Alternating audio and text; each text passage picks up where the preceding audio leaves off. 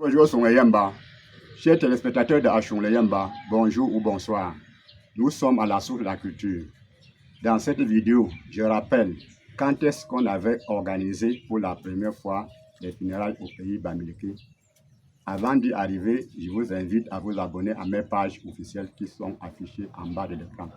YouTube Achongleyamba, Facebook Bodom officiel, TikTok Bodom officiel. Likez, partagez au maximum. Il fut une année que le choléra avait touché plusieurs villages de l'Ouest. Cela avait causé plus de décès que le Covid-19 actuel. Chaque famille enterrait son mort sans informer les voisins.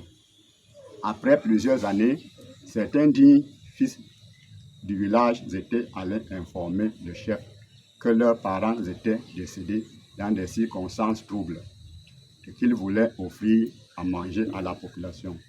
La suite, les chefs s'étaient réunis et avaient estimé que on doit attendre les enfants grandir jusqu'à ce que chaque enfant soit capable de faire les funérailles de ses parents et que c'est le successeur qui doit programmer les funérailles après le conseil de famille.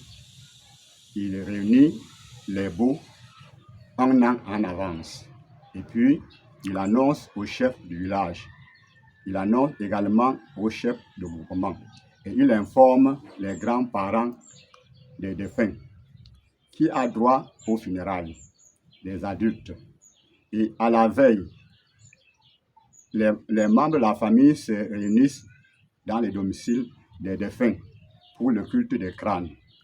Et on verse la sauce jaune sur les crânes pour annoncer le funérail aux ancêtres.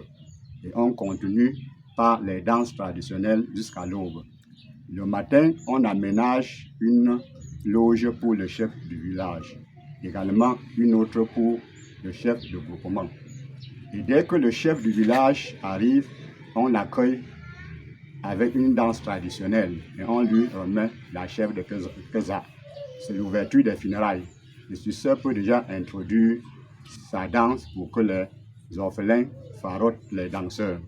Dès que le chef du groupement arrive à son tour, on l'accueille également avec une danse traditionnelle et on lui remet une chèvre. Si aujourd'hui, certains chefs interdisent l'enterrement funéraire, c'est parce qu'ils ont constaté qu'on a tellement offensé la tradition. Les orphelins ne portent plus le noir pendant un an. Avant, on ne faisait pas l'enterrement funéraire. On ne faisait pas les funérailles d'une personne qui s'est suicidée.